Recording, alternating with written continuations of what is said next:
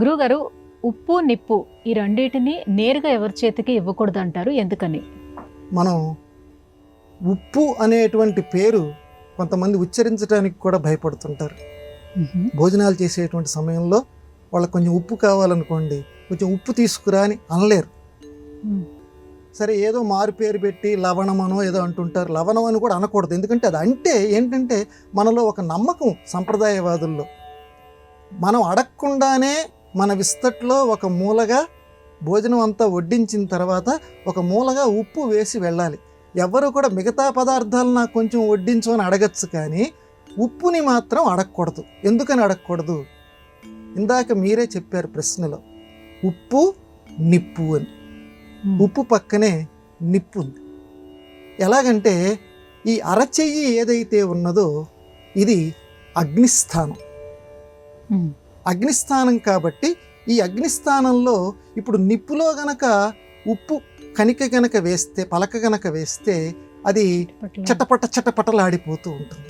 అట్లాగే ఎదుటివాడు గనక మనకి ఉప్పు గనక వేసాడే, మన చేతిలో ఇలా తీసుకున్నాం అనుకోండి, మన ఇద్దరి మధ్య కూడా చిటపటలు వస్తాయి, తగాదాలు వస్తాయి. ఎందుకంటే అగ్నిస్థానంలో ఉప్పుని తగిలిస్తున్నాడు.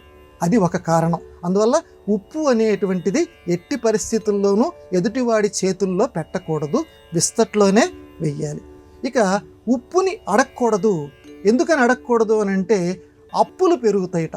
ఉప్పుని గనక మనం అడిగితే అసలు జీవితంలోనే అప్పు ఉండబట్టే ఈ జీవితాన్ని మనం ఎత్తాం, ఈ జన్మను మనం ఎత్తాం అప్పు తీర్చుకోవటానికి. ఎందుకంటే రుణానుబంధ రూపేణ పశుపత్ని సుతాలయాహ. ఎవరప్పులు ఎవరివో ఆ దేవుడికే తెలుసు, కానీ భార్య అప్పో లేకపోతే భర్త అప్పో కొడుకుల అప్పో మొత్తానికి ఒకరి అప్పుని ఒకరు తీర్చుకోవటానికి ఈ జన్మలు ఎత్తాం. మనం గనక ఉప్పు ఇమ్మని చెప్పి గనక అడిగాము అని అంటే అప్పు పెరిగిపోతుందట. అందువల్ల ఉప్పుని అడక్కండి. ఇంకోటి మూడో కారణం, ఉప్పు అనేటువంటిది లక్ష్మీ స్వరూపం. లక్ష్మిని మనం చాలా జాగ్రత్తగా చూసుకోవాలి. ఆవిడ పట్ల మనం ఎంత జాగ్రత్త, గౌరవ మర్యాదలు, ఆరాధ్య భావాన్ని మనం వెలిబుచ్చుతామో అంత జాగ్రత్తగా లక్ష్మి మన దగ్గర ఉంటుంది.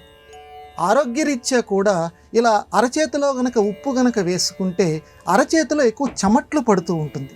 అంటే ఉప్పుని మనం అశుభ్రపరిచినటువంటి వాళ్ళం అవుతాం. లక్ష్మిని ఆ రకంగా, ఎందుకంటే సముద్రంలోంచి పుట్టిందే ఉప్పు, సముద్రంలోంచి పుట్టిందే లక్ష్మి.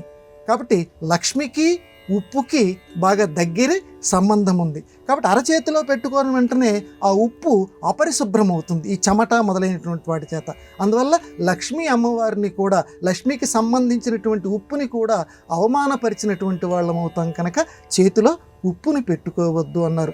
కాబట్టి ఇన్ని రకాల కారణాలతోటి ఇంత విడమర్చి చెప్తే చాలామంది వినే ఓపికలు చాలామందికి తక్కువగా ఉంటాయి. కాబట్టి ఒక్క మాటలో ఒక సంస్కారంగా, ఒక ఆచారంగా పెట్టేశారు. వరే బాబు, ఉప్పుని ఎవరు అడక్కండి, అడగకుండానే ముందు విస్తట్లో వేసేయండి, ఎక్కడ ఎట్టి పరిస్థితుల్లోనూ ఉప్పు పేరు తలవకండి. అది అందువల్ల ఈ ఆచారం ఏర్పడింది.